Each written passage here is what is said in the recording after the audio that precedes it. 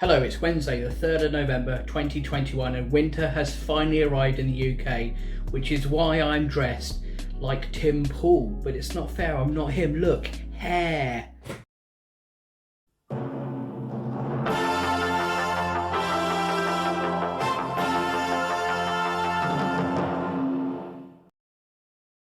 Yes, as you can probably tell from my attire, it's pretty cold even with the heating on. So much for so-called global warming. I'm glad a climate change skeptic has piped up, as your misunderstanding of climate change is exactly why people now refer to it as climate change rather than global warming. Oh, and while you're here, I have some questions for you climate change skeptics. The COP26 climate summit is currently being held in Glasgow, and the majority of the world's leaders have arrived by private jet and have been ferried around in cars, which leaves many critics who point out that they, of all people, should lead by example, bearing in mind that they're, quote, lecturing us on how to be greener. First of all, they're not lecturing us specifically on how to be greener. Whilst the individual can make great strides to become more environmentally conscious or eco-friendly and reduce their carbon footprint massively, eat less meat and dairy for example, the world leaders are actually trying to make big business and commercial activities move towards net zero as part of this climate conference. So that's where how to lessen the impacts of climate change should be focused on, those particular things, not entirely the individual. So that's why so far the climate summit has come up with a deal for no more deforestation by 2030, and all UK businesses have to show how they're reaching net zero. Just two examples there to show why it's a fairly good start so far. But they're arriving in planes and driving around in motorcades. Thank you, Mr. Skeptic. That is not the best way to travel. I agree with you. In fact, no one can disagree with you. But my first question to climate skeptics is, what's the alternative mode of transport for these people? If net zero planes don't yet exist, we'll assume that armour-plated cars for presidents, which are say electric, also don't exist at this stage. So what's the alternative that they can use? I'm asking you, how else can world leaders travel across a stretch of water without receiving your anger?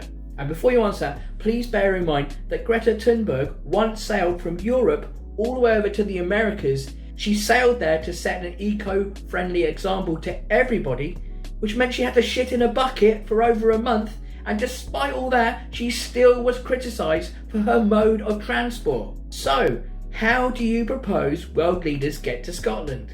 Are you actually suggesting that Joe Biden and his entire team swim from America to Britain? Because even if he was able to do that and wasn't a 70-odd-year-old man, you'd still criticise him for breathing out lungfuls of carbon dioxide. Biden, you hypocrite! Well, they could have held the conference on Zoom. Yes, they could have held the conference on Zoom. But it's thought that many smaller countries with weaker internet infrastructures than the West, for comparison, will find it difficult to navigate Zoom and may find it difficult to stay online. Basically, it's like having a really poor mate with a shit broadband service. Plus, the power of in-person speech from one person to a group of people would be lost somewhat if it was just over Zoom. Small countries need to have their views heard about the climate crisis. Let's face it, most of them will be affected the most before we will. So my next question to climate skeptics is, what are the alternatives to holding a climate summit? Perhaps all delegates could send their thoughts via carrier pigeon, and their speeches could be read out by a town crier to disinterested people outside a Glasgow branch of Greggs. My ultimate point to you climate skeptics is this. I find it incredible that climate change skeptics can dismiss all forms of climate change and say it's a hoax and say it's all bollocks, but as soon as a world leader uses a private jet or a motorcade, they suddenly become eco-activists who are shocked beyond belief that a president could create damaging emissions, which they don't believe in. Doesn't that make skeptics hypocrites as well in this situation? That's my third question. As you all clamour to get angry at me in the comment section, let me just say there's more on this particular topic that you could watch on my channel, and you can even answer the questions that skeptics always say, the statement they always say, which is, what about China? What about China? They're the ones who produce the most emissions, even though I don't believe in global warming. Yes, the classic statement that skeptics say in order to argue that we shouldn't raise a finger to halt climate change until China does something about their emissions. Very convenient way of saying we don't have to do any fucking thing to change anything. Well, there's a way to dismiss that particular statement in my video about eco-activism and criticism towards it. That's a 7-minute video available on my channel. I've also got 10 brand new ways to combat climate change, including, you may not know this, but climate change means no more beer. I'm not fucking making that up, okay?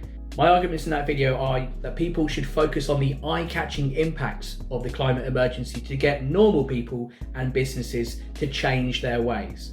That's 10 brand new ways to combat climate change available on my channel. Or for people who are dedicated to the cause, or indeed people who hate the cause, there's a video for you on my channel, recently released. It's 70 minutes long. It's an absolute whopper. It's absolutely chock-a-block full of information and comedy as well. It's the anti-social media masterpiece. Just over an hour of first-class activism via the stunts of comedian Mark Thomas and the comedy of Matt Winning. And it contains the other 2 videos I just plugged all in one project. It's all about how to get Extinction Rebellion to succeed in their goals. That's also available on my channel. Until next time, do leave a comment. No propaganda is allowed in my comment section, whether you like it or not, gammon.